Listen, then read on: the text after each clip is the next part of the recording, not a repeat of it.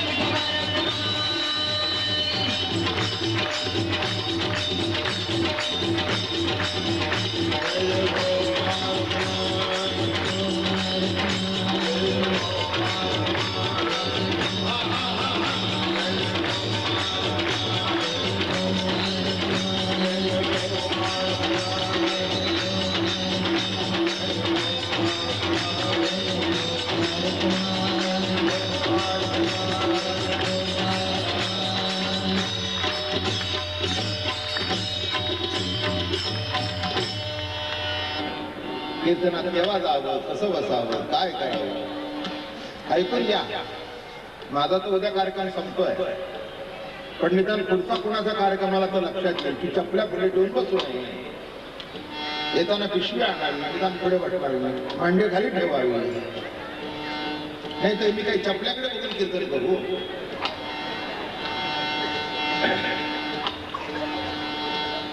या सगळ्या गोष्टी नीट नेटक्या पाळल्या तर देव प्रसन्न होतो. केव्हाही आलं आणि बसलं असं नाही जमत.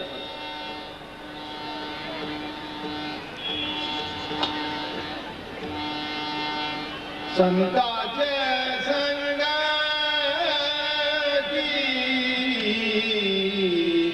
मनोमार्ग गती. संताचे संगती मनोमार्ग संतांचे मनोमार्ग संतांचे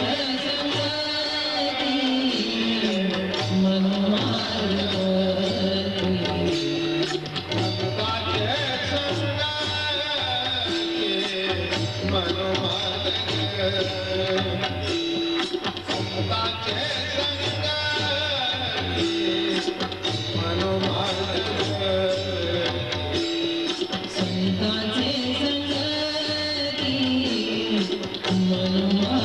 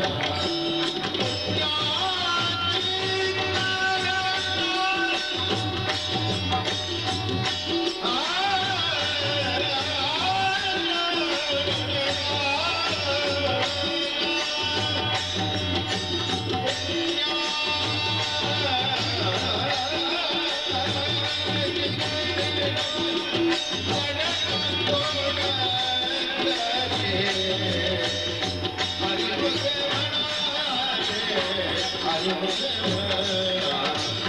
हरी मुझे हरी मुझे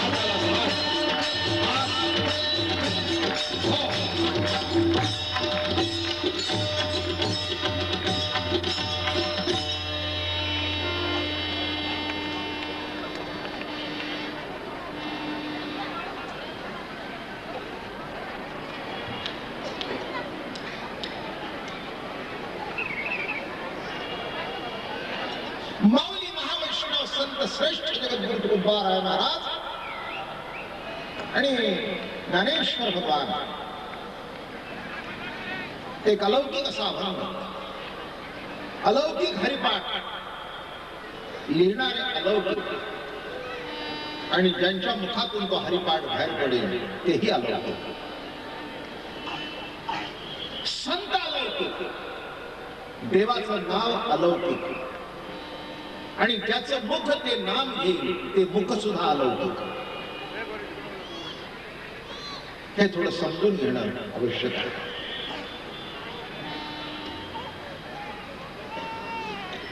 जेवणामध्ये पक्वान्न खायला मिळणं हे सुद्धा भाग्य लागतं. भाजी भाकर ते सगळेच खातात, पण पक्वान्न खाण्याकरता जसं त्या तोंडाचं एक भाग्य लागतं, लौकिक भाग्य अर्थात. तसं जीवनामध्ये नको ते बोलतो, बोलायला पाहिजे ते बोलतो, बोलायला नको ते बोलतो, पण ज्यांनी तोंड दिलंय त्याचं नाव घेत नाही. तोंडाचं भाग्य की ज्यांनी तोंड दिलं त्याचं नाम घ्यावं.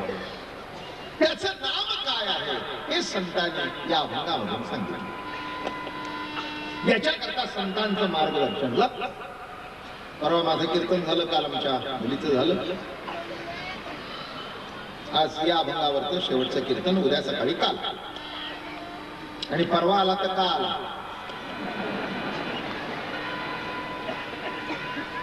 ठीक आहे, उद्या संध्याकाळी आला तरी इथले विचारतील काला सकाळीच झाला, आता का आला. थोडा महत्वाचा भाग लक्षात घ्या. संतांचे संगती मनोमार्ग गती आणि अकळावा श्रीपती येणे पंथे. संतांची अजून एक व्याख्या आहे, माझे स्वरूपी ज्याचे चित्त अखंड जडले असे भजन युक्त, त्यासीच बोलिजे मत भक्त संत सज्जन तो जाणा. दोन भाग आहेत जीवनातले. एक रूप आहे आणि दुसरं स्वरूप आहे. दोन शब्द नीट, एक चित्ताने कीर्तन ऐका, इकडे तिकडे बघू नका. ऐकण्याकरता आलाय तर लक्ष देऊन ऐकावं. कानात पडेल ते ऐकू नये, लक्ष देऊन ऐकावं. लक्ष देऊन ऐकल्यानंतर जे जीवनाचं लक्ष आहे परमार्थ करत असताना ते लक्ष साध्य होते. थोडा भाग लक्षात ठेवा. कुणाला सत्य म्हणावं, परवा एक निराळ्या दृष्टिकोनातून सांगितलं. माझे स्वरूपी ज्याचे चित्त अखंड जडले असे भजन युक्त, त्यासीच बोलिजे मत भक्त संत सज्जन तो जाणारा. माझ्या स्वरूपाच्या ठिकाणी ज्याचे चित्त जडले, रूपाच्या ठिकाणी नाही, स्वरूपाच्या, त्याला संत म्हणाला. बघा, दोन भाग आहेत. तुम्हाला कळेल असं सांगतो, अवघड पडणार असं काही सांगणार नाही. तुमच्या माझ्या जीवनामध्ये एक रूप आहे आणि एक स्वरूप आहे. हे दिसत ते रूप, दिसत नाही पण असत ते स्वरूप. बोलणं समजलं? दिसत ते रूप, जे दिसत नाही पण असत ते स्वरूप. रूप डोळ्याने दिसत आणि स्वरूप सहवासाने कळतं. असा बघितल्यावर ते म्हणतात काळा आहे, गोरा आहे, नकटा आहे, उंच आहे, बुटका आहे, पिचक्या डोळ्याचा आहे, कमल नाही आहे, बटबडी डोळे आहेत. हे बोल, हे रूपाचं होतं. पण कालांतराने सहवास घडल्यानंतर म्हणतात दिसायला कसा का असेना पण सज्जन आहे बरं का, हे त्याचं स्वरूप आहे. दिसण्यावर जाऊ नका, रंगाने गोरा कोणता पण आतून काळा आहे बरं का, हे त्याचं स्वरूप आहे. गोरा कोणता अंतःकरणात विकारी आहे, हे त्याचं स्वरूप आहे. मी एक गमतीने दृष्टांत नेहमी देत असतो. लग्न झालं, इथे पुष्कळ म्हाताऱ्या बसल्यात, म्हणजे सासवाई बसल्यात आणि सुनाई बसल्यात, भरपूर तुफान गर्दी आणि दोघांची समसमान मेजॉरिटी आहे. असं काही कुणी काही कोणाला कमी नाही. तेव्हा लग्न बिग्न होतं, कुंडली बघितली जाते, गुण जमतात, मग ठरलं, मग नवरा नवरी अलीकडच्या पद्धतीप्रमाणे फिरायला जातात. मग लग्नाच्या कार्यातून आल्यानंतर सासूबाई हातात पंचपाळे घेऊन देवदर्शनाला निघतात. हळदी, कुंकू, तांदूळ, साखर नाही तर गूळ त्या देवाच्या तोंडाला दाबायचा. मग मुंगडे फिरले तरी हरकत नाही. काय देवाची काळजी.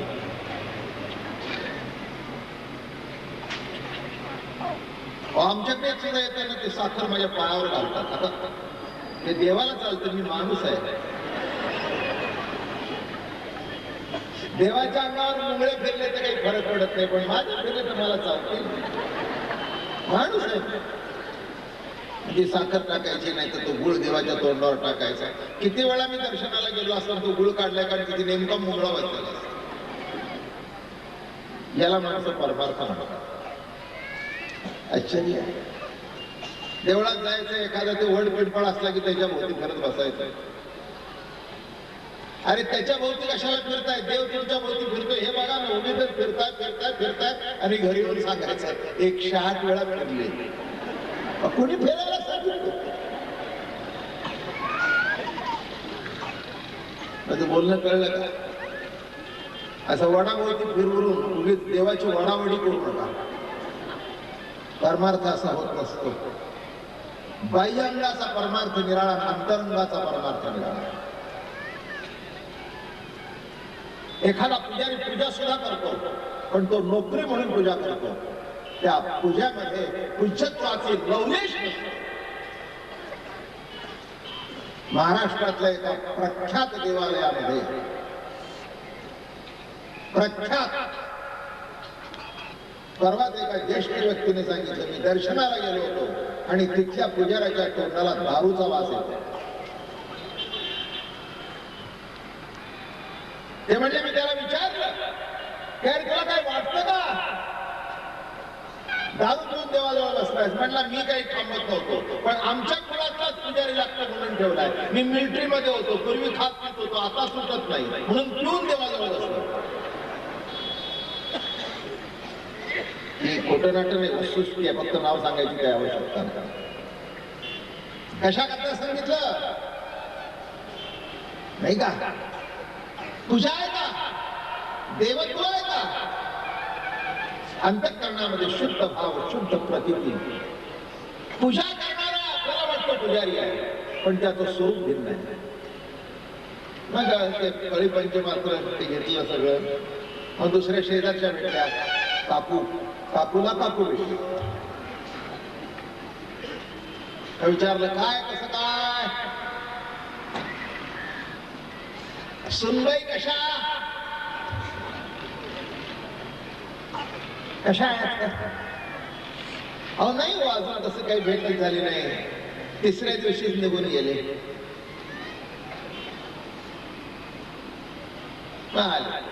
पुन्हा विचारलं कशी काय सुनबाई आहे? बघायचं आता. बघून गेली ना. माझं बोलणं कळतंय का तुम्हाला? मी सासूसून सांगत नाही, मी रूप आणि स्वरूप सांगतो. अहो बघून गेली ना. अहो म्हणजे बघून केले, पण इतकं कुणाला कळतंय? आम्हाला घरात ठेवते का घराच्या बाहेर काढते? बघूया. अजून तिचं स्वरूप कळलं. खवचट आहे, चांगली आहे, प्रेमळ आहे. आता हेच सासूच्या बाबतीत सुद्धा आईचा फोन आला, सासू कशी आहे? आज तरी गोड आहे त्याच्यामुळे गोड. म्हणजे दोन्ही सांगितलं म्हणजे बरं ना. प्रत्येक माणसाजवळ रूप असतं, स्वरूप असतं. माणस जाणीगे बोले, झाड जाणीगे फुले. ज्ञानोबा ज्ञानेश्वरी सांगतात, मनुष्य त्याच्या शब्दावरून ओळखावा, झाड फुलावरून ओळखावं. मग योगायोग चांगला होता त्या मुलीचा आणि त्या सासूचा. 2 महिने गेल्यानंतर मग आईने फोन केला, काय कसं काय. अगं आई, खरं सांगू का, अगदी तू नाही ना असं वाटतच नाही. हे स्वरूप. मग हिच्या मुलीने फोन केला, काय आई तुझी नवीन सुनबाई काय म्हणते. अगं खरं सांगू का बाबे, तू गेल्याची उणीवच नाही. आता हे नंदेला ऐकून बरं वाटत नाही, हे तिला ऐकून बरं वाटत नाही, पण हे तिचं स्वरूप आहे, ही वस्तुस्थिती. काय सांगितलं, हे स्वरूप आहे. उलट आहे.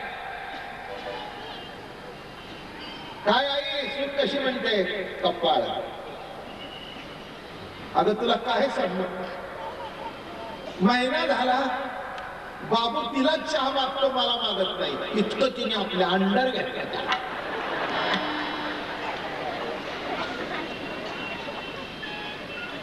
अगं मी घेऊन गेले तर माझ्या हातून हिसकून घेतलं. हे स्वरूप. दोन्ही सांगितलं म्हणजे बरं. हे सोपं सांगतो तुम्हाला. रूप कळलं, अहो म्हणजे दिसायला चांगली आहे. काय करतं कपाळ, दिसायला चांगली आहे, पण हसायला. तसं देवाचं रूप दिसेल, पण स्वरूप संतांच्या संगतीत करेल. कितीतरी दृष्टांत देऊ. एखादी भाजी सुंदर दिसते, अगदी डिश मध्ये भरून ठेवलेली आहे, लाल जर्द, अगदी तेल बिल असं वर कोथिंबीर घातलेली आहे, नारळाची सोय घातलेली, डेकोरेटिव्ह. तोंडात घातली, म्हटलं काय झालं. अहो काय झालं, काय चांगली दिसली म्हणून तोंडात घातली, पण डबल मीठ. वाटीकडे बघून रूप दिसलं, पण तोंडात घातल्यानंतर स्वरूप कळलं. रूप हा दृश्य अनुभव आहे, तर स्वरूप हा अंतरंगाचा अनुभव आहे. तसं देव आहे, हे रूप बघितलं, पण त्या रूपाची ओळख म्हणजे स्वरूपाची ओळख होणं हे महत्वाचा भाग आहे. म्हणून स्वरूपाच्या ठिकाणी जे रममाण होतात ते संत, आणि रूपाच्या ठिकाणी जे रममाण होतात ते सामान्य जीव. बघा, एखादा दागिना चमकला, तो तुमच्या अंगासारखा म्हणतो, हा सुंदर चमकतोय. पण त्याच्यातच इंग्रजीत एक म्हण आहे, all that glitters is not gold. जे चमकतं ते सगळं सोनं असतं, पण येडे असतात. अहो काय चमकतंय, घरी जाऊन बघितलं, सोनाराने कापला म्हणजे वरून मुलामय, आतून पितळ आहे. हे त्याचं स्वरूप आहे. कसा, जरा थोडासा ऐकू कमी करा. मग स्वरूप तसं सहवासाने कळतं. भाजीचं स्वरूप काय, व्यक्तीचं स्वरूप काय. तसं देव नुसता रूपाने कळून उपयोग नाही, त्या देवाचं स्वरूप कळणं अत्यंत महत्वाचं आहे, आणि ते संतांच्या संगतीत कळतं. म्हणून माझे स्वरूपी ज्याचे चित्त. बघा कितीतरी उदाहरण देतो. शिशुपालाने रूप बघितलं, पण कृष्ण देव आहे स्वरूप कळलं नाही. बोलणं समजलं नाही का. शिशुपालाचे 100 अपराध झाले आणि तेव्हा मारला त्याला. नको त्या शिव्या दिल्या. का, त्याला रूप माहिती होतं पण स्वरूप माहिती नाही. किती आश्चर्य आहे. धर्मराजाला पांडवाला रूप पण कळलं आणि स्वरूप पण कळलं, म्हणून म्हणत होते, तू गुरुबंधू पिता, तूच आमची इष्ट देवता, तूच सदा रक्षिता आपदी आपुते. हे प्रभू, तू आमचा गुरु आहेस, तू इष्ट देवता आहेस, तू आई आहेस, तू बाप आहेस. हे त्याचं स्वरूप आहे. म्हणून थोडस लक्षात घ्या. रूपाकरता संसार करावा आणि स्वरूपाकरता परमार्थ करावा. रूपज्ञानाकरता संसार आहे, पण स्वरूपाची प्रतिती प्रगट होण्याकरता परमार्थ आहे. आयुष्य गेलं जर स्वरूप कळलं नाही तर कशाचा परमार्थ केला. कबीरजी म्हणाले फाड़ दे किताब तोड़ दे तस्वीर नजर ना आवे आत्मज्योती साले काहे को बाचत पोथी. पोथी वाचतोस, पुराण वाचतोस, तीर्थयात्रा करतोस, तुझ्या वृत्तीत काही पालट झाला का. बाह्यांगाची समृद्धी हा संसार आणि अंतःकरणाची विकास हा परमार्थ. दोन तत्व लक्षात. एखाद्याच्या घरामध्ये पाऊल टाकल्यानंतर सुंदर सोफा सेट, रंगरंगोटी सुंदर, टेबल क्लॉथ सुंदर, वा छान आहे, छान आहे. हा कशाचा विकास आहे. संसारातली परिपूर्तता आहे. पण संसार चांगला असून सुद्धा माणसं सुखीत असतात असं समजण्याचं कारण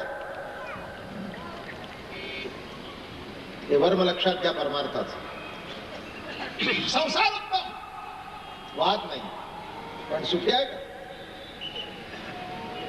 सुखी होण्याकरता स्वरूपाचं ज्ञान लागतं. कदाचित प्रारब्धाने संसार होईल, नाही होतो, पण स्वरूप ज्ञान संतांच्या कृपेने होतं.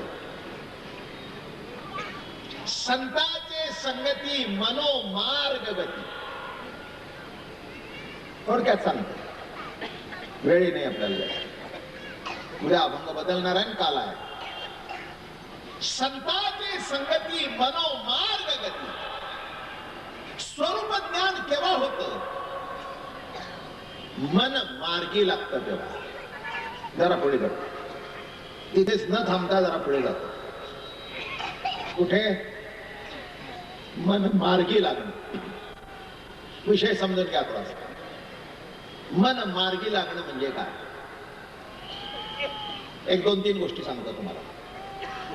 प्रथम एक सांगतो, मन म्हणजे काय, बुद्धी म्हणजे काय, चित्त म्हणजे काय. मन म्हणजे काय. अवघड प्रश्न आहे.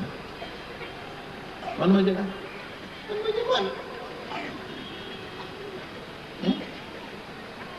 नाही, नेमकं मन म्हणजे काय सांगतो ना, त्याच्याकरता तर कीर्तन आहे माझं. मन त्याला म्हणावं जे संकल्प विकल्प करतं ते मन. समजून घ्या काय घडतं मनामध्ये. संकल्पही उठतो आणि विकल्पही उठतो. असा संकल्प विकल्प जिथे उठतो त्याला म्हणावं मन. बघा कसा संकल्प विकल्प आपला असं चालू आहे.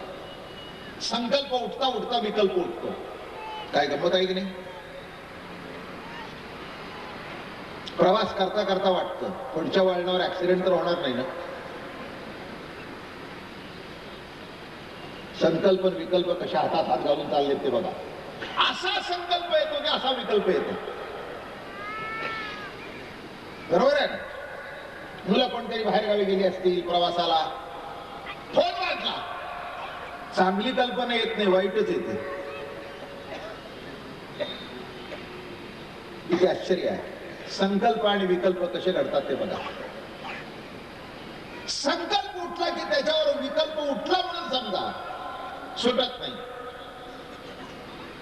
या दोन गोष्टीचं ज्ञान जर तुम्हाला झालं तर मन म्हणजे काय ते नेमकं तुम्हाला कळेल. नाही तर काही उपयोग नाही याचा. बरं का. सहज संकल्प, सहज संकल्प म्हणता म्हणता सहज विकल्प. बघा मुलगा परीक्षेला बसलेला.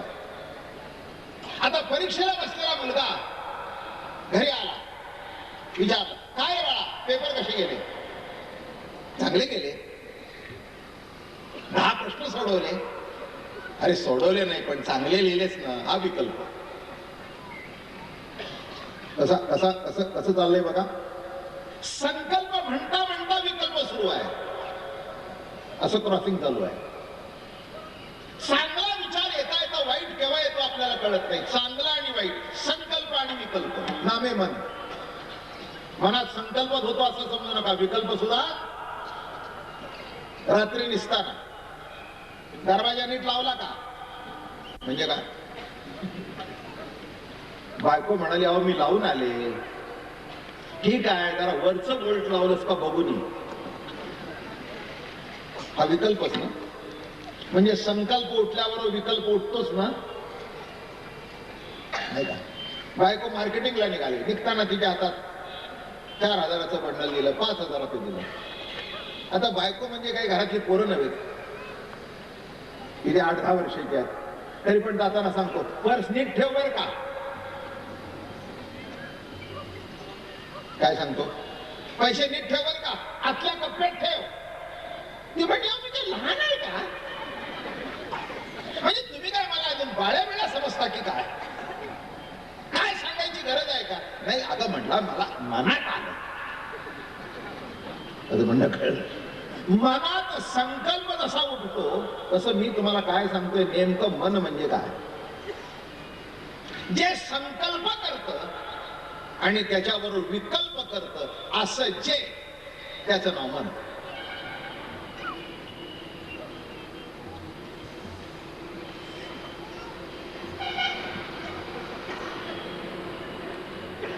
एवढ्या याच्यातून पुढ्याची काही आवश्यकता होती.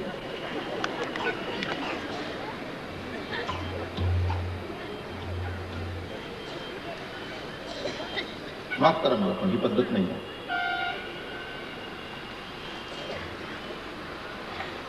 कीर्तन झालं असताना प्रभूचं अस्तित्व असतं, माणसांचं मन विचलित होईल असं कुणी वागू नये. पहिल्यांदा कीर्तन ऐकायला शिका, मग कळून कसे ते पुढचं बघू आपण.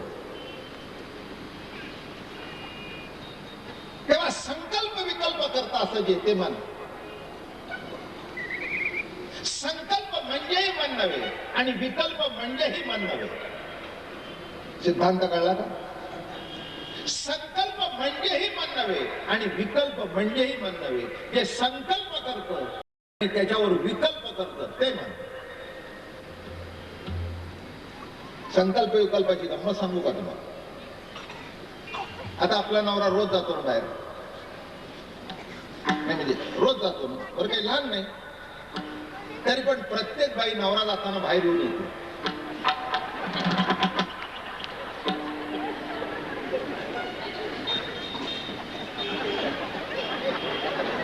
तो गाडीत बसला असला ना तरी वळून बघतो. ती म्हणते माझ्याकडे बघू नका, पुढे बघा, विकल्प.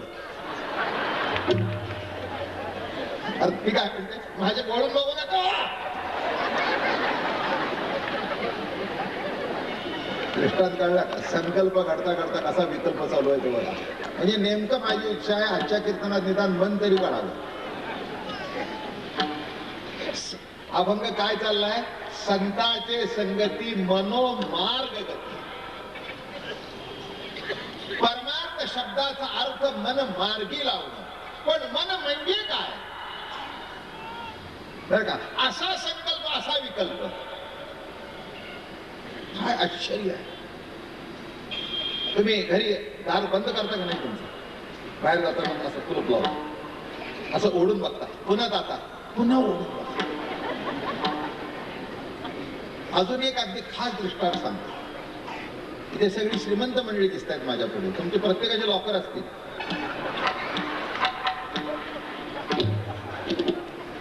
बँक लॉकर आहेत ना तुमचे? मग तो असा ते चावी लावतो, असं लावतो, असं असं करतो, पुन्हा जातो दरवाजा परत.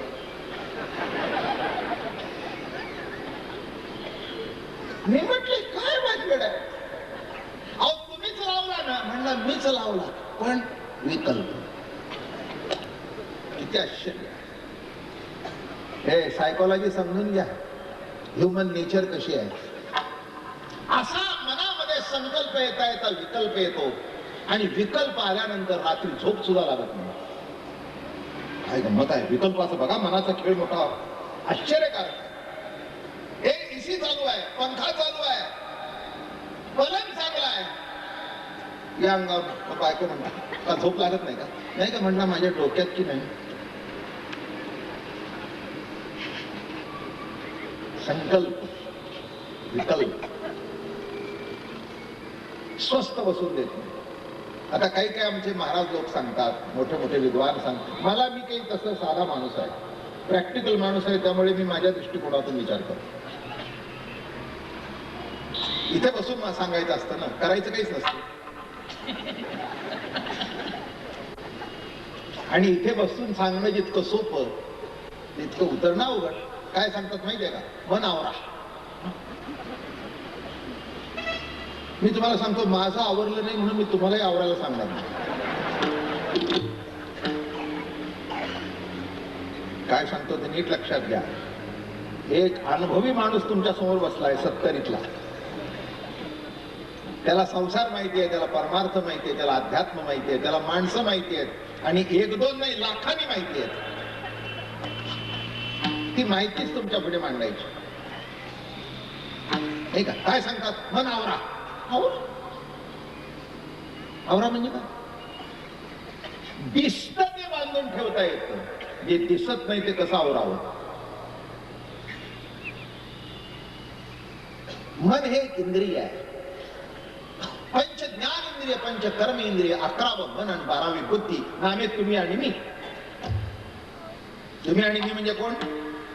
ज्ञान इंद्रिय, कर्म इंद्रिय. हे तरी समजलं का? बस चला, इथपासून सुरुवात करू. कर्म इंद्रिय म्हणजे काय? जे काम करतात ते, हात पाय कान. ज्ञान इंद्रिय हे जाणतात ते. आता हे पाय कर्म इंद्रिय, हात कर्म इंद्रिय. आता गम्मत सांग की माझ्या सदऱ्यावर बुक्का लावता लावता बुक्का पडला. हे दिसलं कशाला? हाताला नाही, डोळ्याला. डोळ्याला दिसलं. आता डोळ्याला दिसलं म्हणजे मी मग काय करू लागलो? मी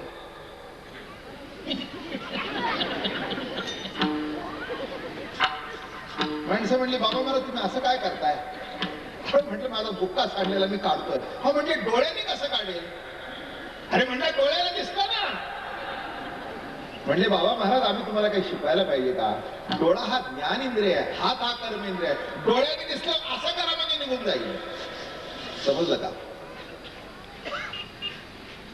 बाईला दिसतंय की दुसऱ्या फळीवर चहाची पत्ती आहे. डोळ्याने दिसली म्हणून हाताने येणार नाही. पहिल्यांदा पाय चालत गेले पाहिजे, डोळ्याने दिसलं पाहिजे, आणि आतलं ज्ञान सांगतं की हीच साखरेची आहे. कशी क्रिया चालली आहे बघा इंद्रियाची. ज्ञान इंद्रिय, कर्मेंद्रिय. पण तिथे पहिल्यांदा मन. चहा केव्हा आठवला? साखर केव्हा आठवली? मनात आलं. 4 वाजले, अजून चहा घेतला नाही. काय ग, चहा नाही दिलास? म्हणजे मनात आल्यानंतर उत्सुकता. पण मनात जिथपर्यंत आलं नाही तिथे चहाची वर्णी चहाजवळ, साखरेची वर्णी साखरीजवळ, दूध दुधाजवळ. मग आता लक्षात